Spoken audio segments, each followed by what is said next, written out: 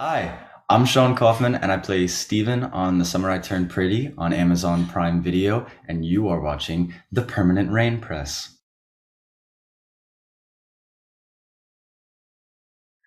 Hi everyone, it's Chloe with the Permanent Rain Press. Today I'm so excited to be joined by Sean Kaufman. How are you? I'm wonderful. How are you doing, Chloe? I'm doing well, thank you. It's such an exciting time. First off, I have to wish you a happy belated birthday. It was around a week ago. Thank you, thank you. I appreciate that. With the release of the show, did it feel very much like an early birthday present? Yeah, yeah. My castmate David Iacono and Jackie Chung, their birthdays were on the 20th, which was 2 days before mine. And this show being released and all of our birthdays being together, it just felt like this wonderful celebration. It was so awesome. Yeah. Yeah, just like a happy coincidence.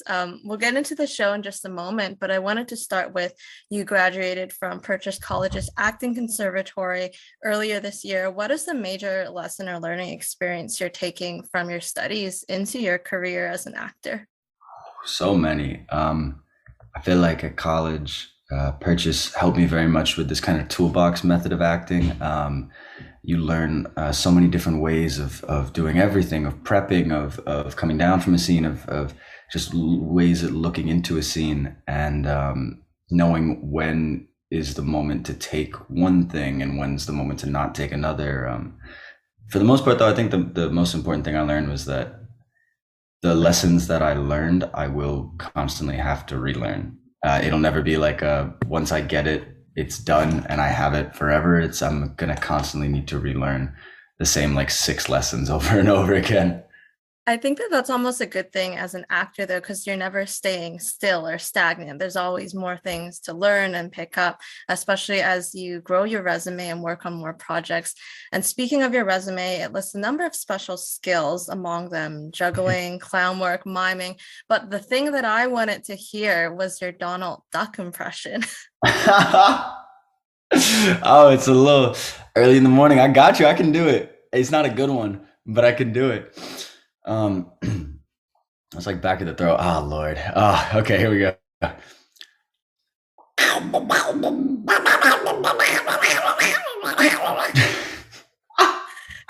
Are you popular at parties? Does that like come out when I feel like if I did that at a party, I'd get thrown out, to be honest with you.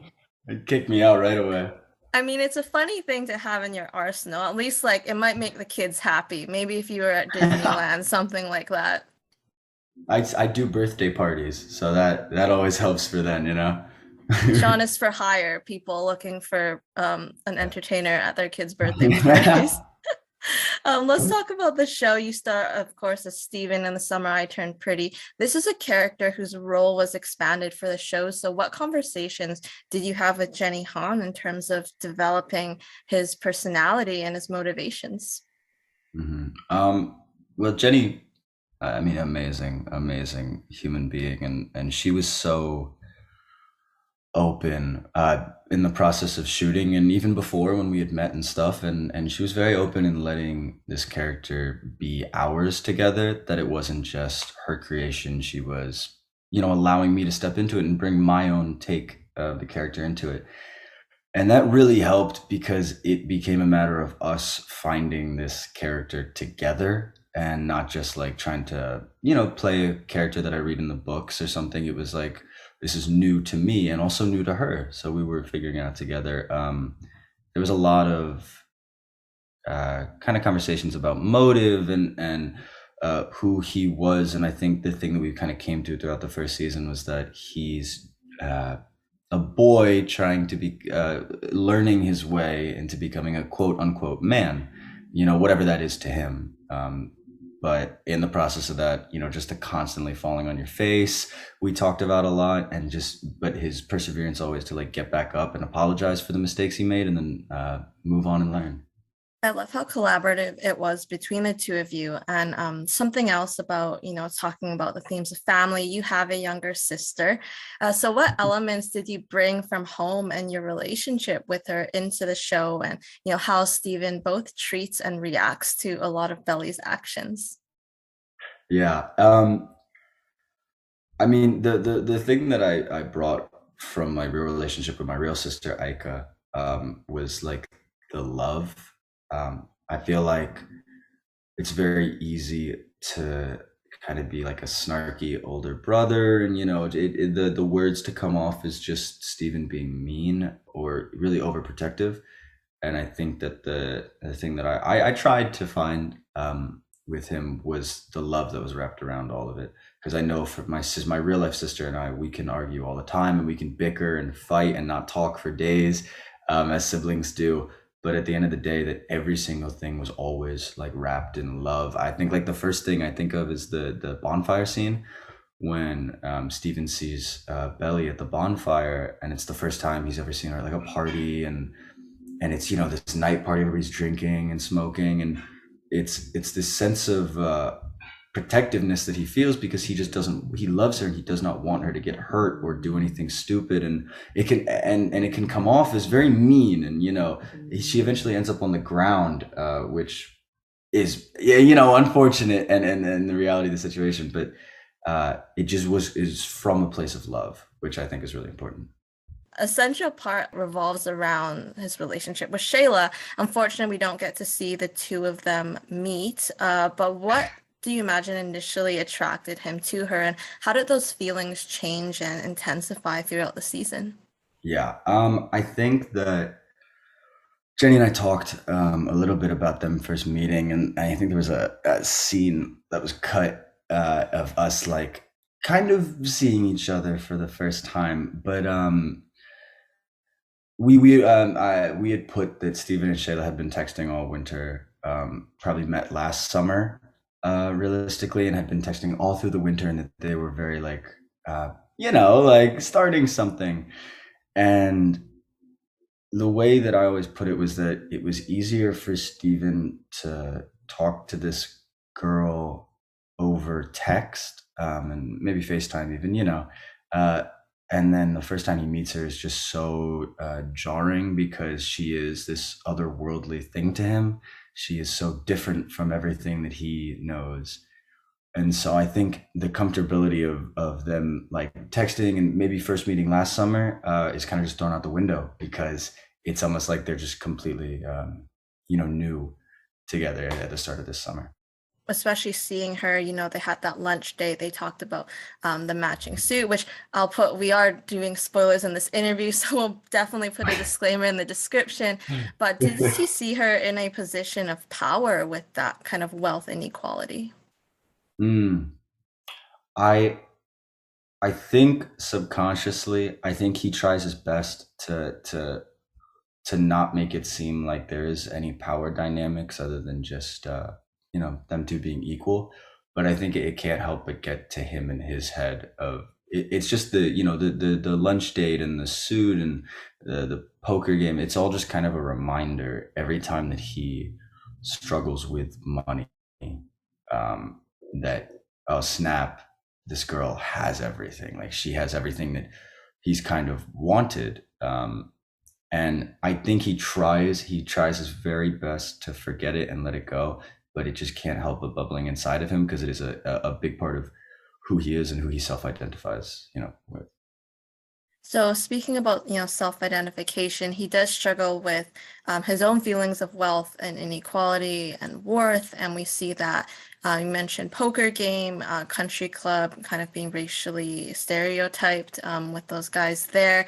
Take me through this dilemma for him and why he feels he can't confide in his mother, father, even his friends for guidance. Yeah. I know I took it, in the point of view for myself.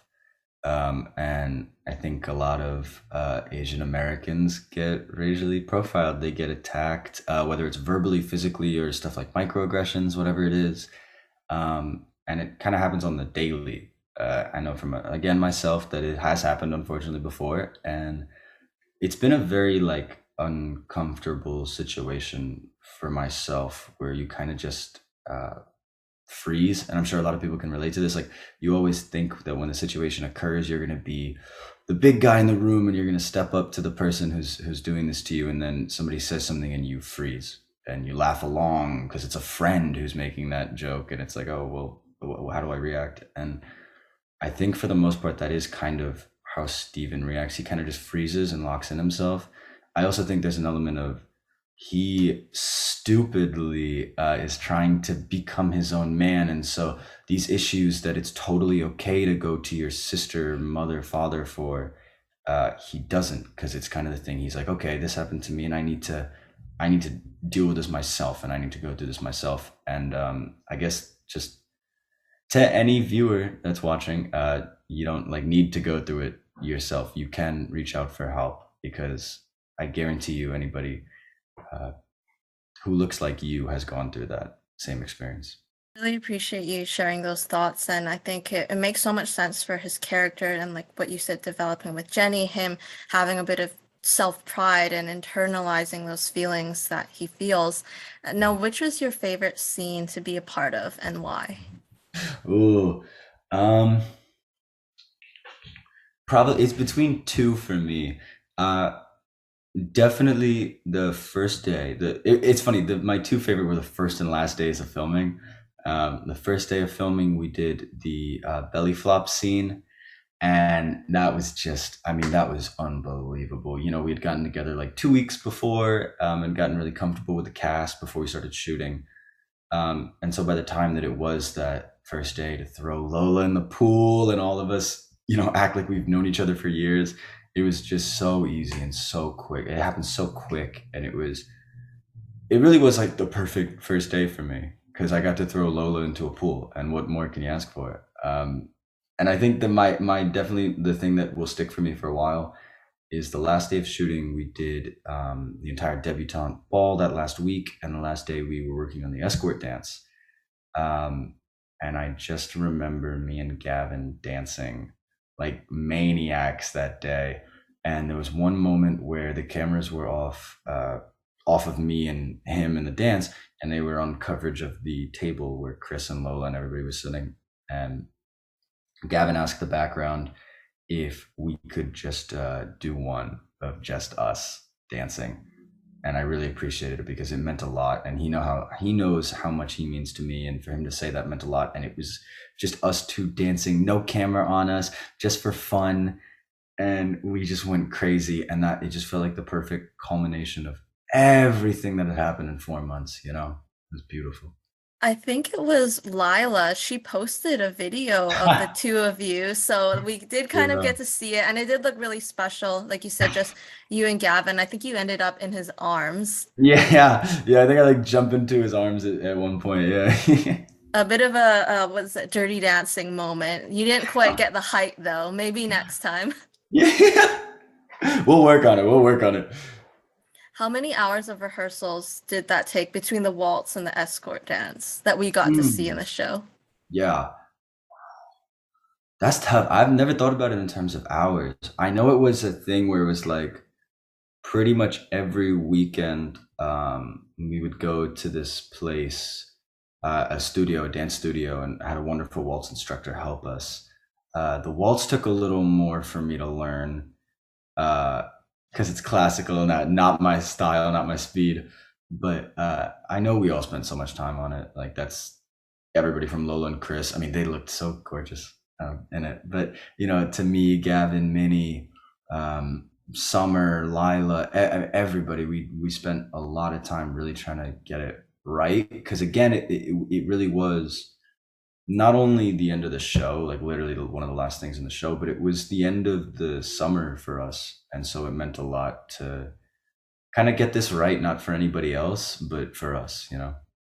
Yeah, it did feel like a culmination to that moment and that scene, and I think it turned out so beautifully. I wanted to talk about a couple of others, get some behind the scenes comments or insights. So Nicole's party, Stephen does make a comment about, girls like that, like Deb Ball girls being cool in theory. What other comments or thoughts were exchanged off screen that kind of led to that kiss with Taylor? Mm, that's a good one. I think that it's kind of a historic relationship between Stephen and Taylor that like, you know, she's had a crush on him for years. And I think it's kind of the thing that you always notice like when your younger sister's best friend like has a crush on you, you know, it's always cute and stuff, but I think that it's, it's a coming of age, and Taylor is older now. So it was kind of like a Steven noticing her thing. But I think it was that whole the bathroom sitch. Jenny and I had it in our heads that when she asked to go upstairs to like find another bathroom, that it genuinely was like he was like, okay, let's find another bathroom. Like there was no intentions of anything else. And I think that in the process of that, somehow they stumbled into a room, and uh, I'll keep some of the things private because some of it's between Jenny and I. But that one thing kind of led to another once they were in the room, and that's when Belly walks in. Yeah. What's interesting about that is, like you mentioned, he kind of maybe noticed over the years that Taylor had this crush on him. And throughout the show, you see that maybe it's not, he doesn't fully realize it, but he kind of needs or likes that constant validation, because it's something that Shayla also gives him through many of her comments. They share that awkward moment at the volleyball tournament where she says that they're cute. She gives Steven a nod, Taylor gives Steven a nod as she walks away. Do you think that that's the closure of anything that could happen? Or do you think that, with Jenny, anything could happen and it's up in the air? I think with Jenny, like anything can happen, and I'm so excited to start working on the new season. I think people just have to see and wait, because I know I'm waiting. We haven't gotten any of the scripts yet, but I know in conversations with Jenny that anything is up in the air.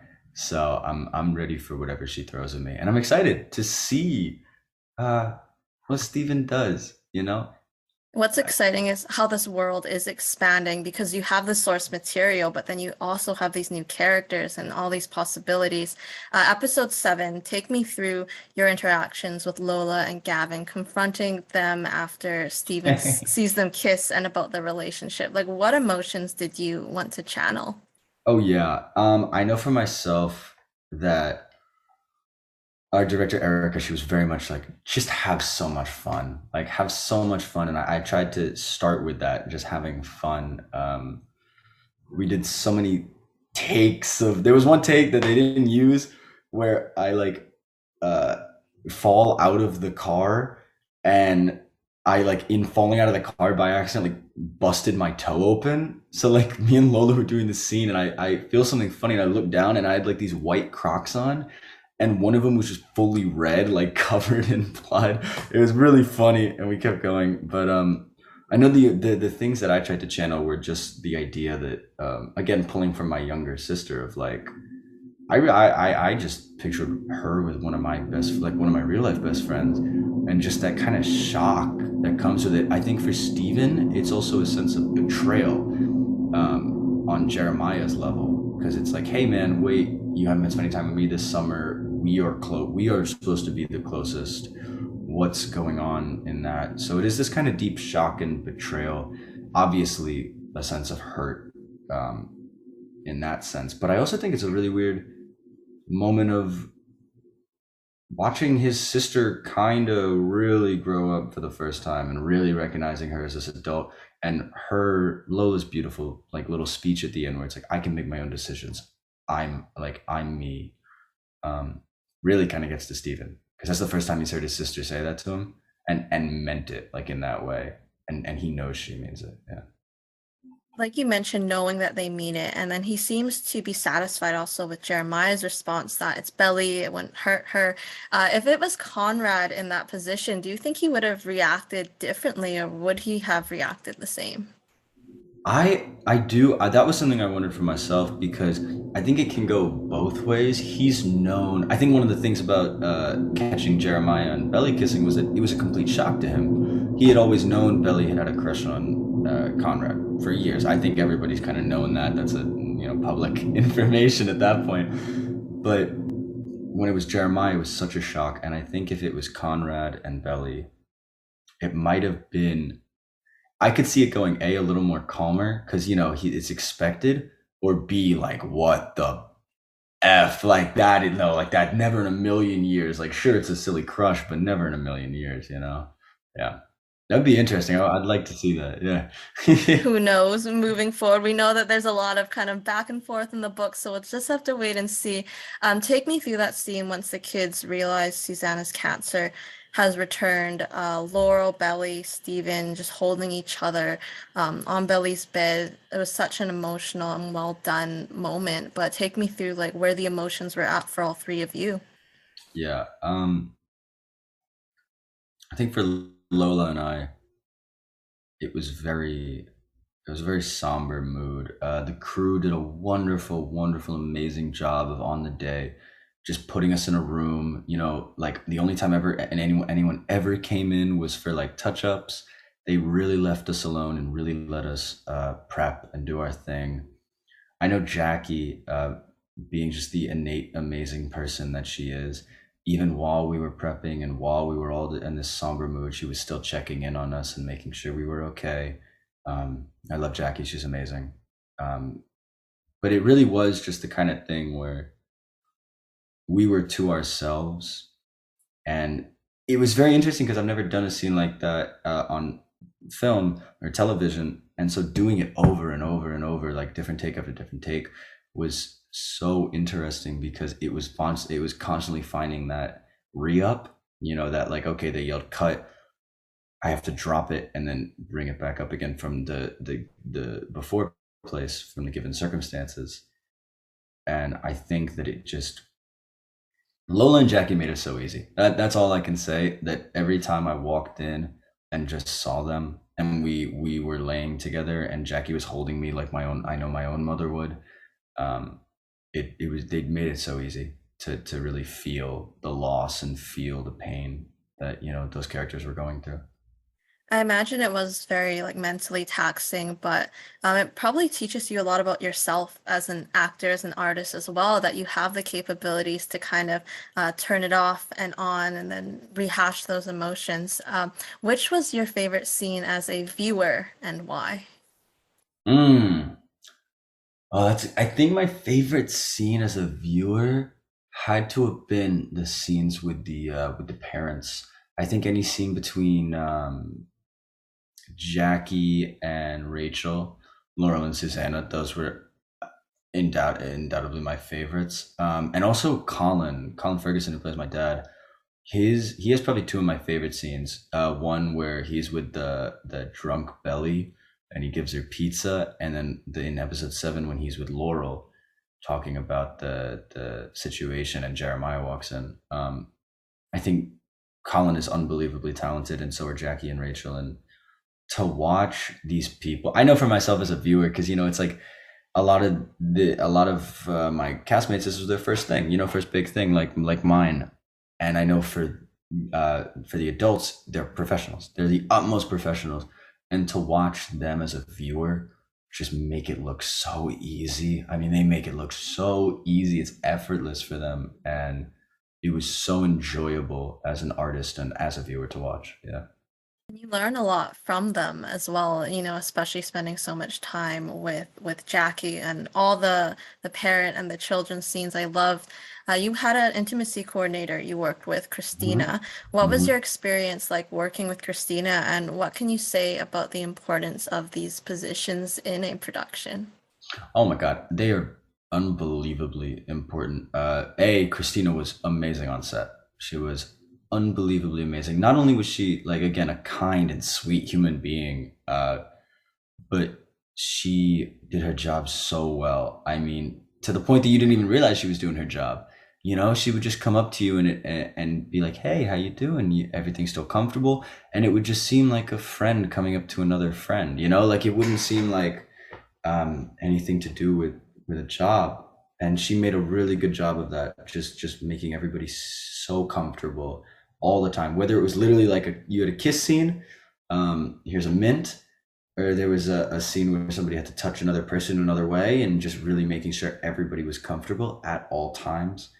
Um, but she was amazing, and again, I can't understate. I really can't how important that is on set, because the moment an actor feels uncomfortable and unsafe, even, I mean, it can throw everything into the wild, because it leaves the given circumstances of the show or the movie itself and takes it into this real life person feels real life danger or real life uncomfortableness, which is not okay in the terms of on set.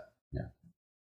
Yeah, I'm glad that you had that position, and it's so important, for all actors, but especially new actors coming into the industry, because you always want to feel, like you mentioned, safe and respected and have everyone respect boundaries. Season two, like you mentioned, you have not received the scripts, you don't know what's going on, but what might you be interested in exploring with Steven or any of the other characters or storylines? Yeah. I mean, well, Steven's not in much of the second book, and so I am really excited because I'm excited for obviously like the important moments from the book. I think one of the big things that we're all kind of excited for is prom. That's like, I'd love to see that. That would be amazing. And also kind of how Steven intertwines into the story, whether it's him taking his own direction and his own route for season two, or whether it is involved with Conrad, Jeremiah, and Belly, and how that kind of intertwines. Either way, I'm so excited to see, and I trust Jenny so much. I know she has so many good things cooking up. Like she really is fantastic writer, and I'm so excited. Yeah, so excited. There is a lot on the line for Steven. Obviously, there's those dreams of Princeton. There's what happens with his relationship with Shayla. Tell me, Hermione fanfic, is that going to be revisited at all? Maybe on my own personal time. um, yeah. Oh yeah, I really hope so, I hope that there's a whole episode in season two. Just it's a filler episode and it's just him reading it out.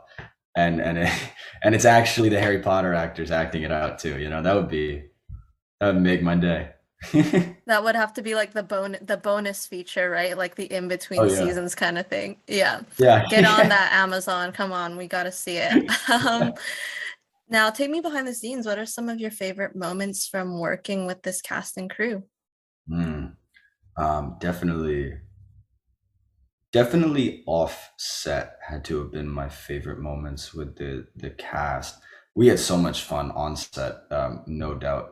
But it was always when it was offset and we could go, I don't know, hang out and play pool, or go get like just donuts together, or sneak into a pool late at night. Like whatever it was, we had the most fun outside, just being kind of away from the pressure of being on set and acting, and really just getting to know each other as human beings and not as coworkers.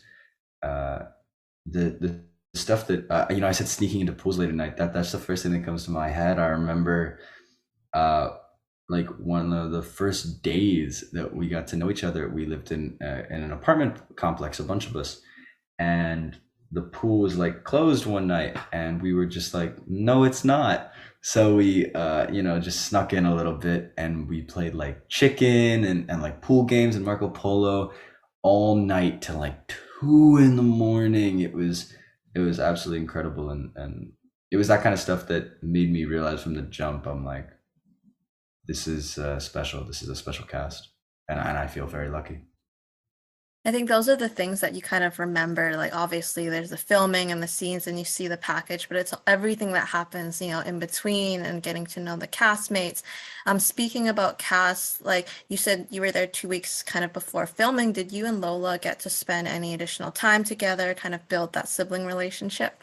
Yeah, yeah, we did. I mean, we would do stuff like go get like matcha in the morning, with the others. But I think that it really was a matter of when we hung out, we would try to like make time for one-on-one conversations, not even about the show, but literally just to get to know each other. And I think that throughout the course of getting to know her, I really did, whether this is to the fault of me or whatever it was, I really did become protective of Lola, because she's amazing and she deserves nothing but the best in this world. And it really was this like sense of pride I felt for her, which was very easily translated into Steven's pride for his younger sister, but me and her got along very, very well. And but we still hang out as much as we can, pretty much like every week. I think we've seen each other since the show's wrapped. Yeah. Great that a lot of you are kind of in that New York area, right? Oh yeah, I mean that's like what a dream come true. I feel so bad because Gavin is not in New York. He's like one of the only ones out in LA, so we never get a chance to see him.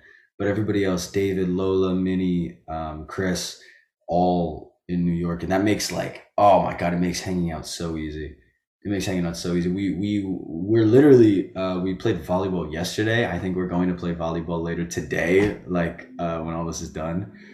We just hang out as much as we can because at the end of the day, like, we're like best friends. It's not a matter of coworkers or just trying to get like chemistry up for the sake of chemistry. It's like, no, I just genuinely enjoy hanging out with these people so much. And soon enough, you'll be back filming season two, hopefully in the near future. But the fan response to the show has been incredible. So many comments. Have you been keeping up with a lot of them? I've been trying to stay off social media a I think little. everyone noticed, not a lot of photos behind the scenes or anything, but like, have you been seeing a lot of it? Like, do you kind of go on occasionally, see any comments or messages? Yeah, we have a group chat, and occasionally someone will send something to one of us. So if you have a TikTok out there, I might have seen it. We might have been in our group chat. But yeah, I've been seeing a lot of the stuff out there, and it's been really, really, really awesome to see. I mean, people have been so supportive and so wonderfully like in love with this show. It's kind of just it's reassuring because I think that for 4 months you can really worry, is what we're creating, is it as special as we think it is? And we finished shooting and had to wait an entire year basically before it came out, so we were just sitting around waiting and being like, oh, is this as good as we think it is? Like, we know we put our heart and soul into this, and I hope people get that. And then seeing the fan reactions and knowing that people do feel that way, it's like, okay, okay, we're not crazy, we can breathe a little. And just in general, people loving it just means the world. That's all we try to do. Yeah, like a little sigh of relief, but the show has done so well, and I'm so happy for all of you, everyone involved. Now, Gesture Junior, I think you released some facts about yourself that I wanted to talk about. You said that you grew up in the same building as Timothée Chalamet. So, what do you remember Yeah. about that period of your life? um Man, I feel like I've been following that cat for a while. We grew up in the same building, and then went to the same high school together. I missed him by a year. But man, I've been trying to chase him for a while now. I feel like every little thing has always been like Timothy Chalamet in my ear, and I've never met him. Besides like an occasional, I think I see him in my building once or twice. But he's just so talented. I'd love to work with him, and maybe one day I'll stop trying to chase his shadow and we'll work together. That'd be nice. Hey, LaGuardia has had so many great alumni. I mean, both you and Lola and David all went to Yeah, LaGuardia. Yeah. yeah, yeah. I mean, they were in the same class, which is insane to me. Like, they were friends in high school, and now they're working on a show together. That's crazy. That's so insane. But I was 2 years above them, and I never really noticed them. I see. I remember the first ever chemistry read I had with Lola. She looks at me and she goes, and I was like, what is she, do I have something on my face or something? What's up?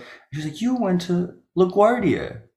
You were in this play that I saw you in. And I was like, yeah, I was. Oh my God. Which also, like, helped our chemistry right off the bat, because we not only went to the same high school, but we had the same like drama teacher.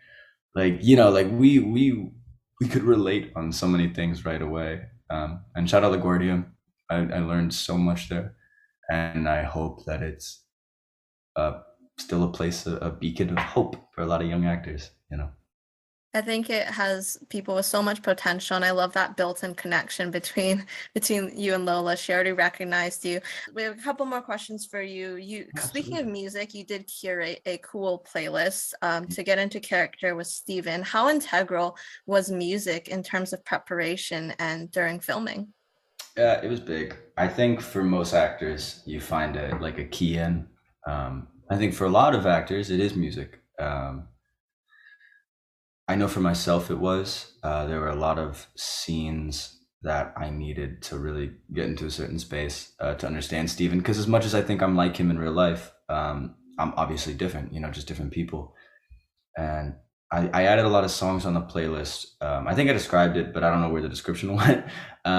There are a bunch of different songs on the playlist mixed with very popular like hip hop and rap and pop songs, which I think that he listens to prove that he listens to them. You know, I don't think it's actually songs that he like really likes, but just he listens to them to fit in. And then there are songs on the playlist like "Hey Steven" by Taylor Swift and other songs like "As the World Caves In," which he sings in the shower.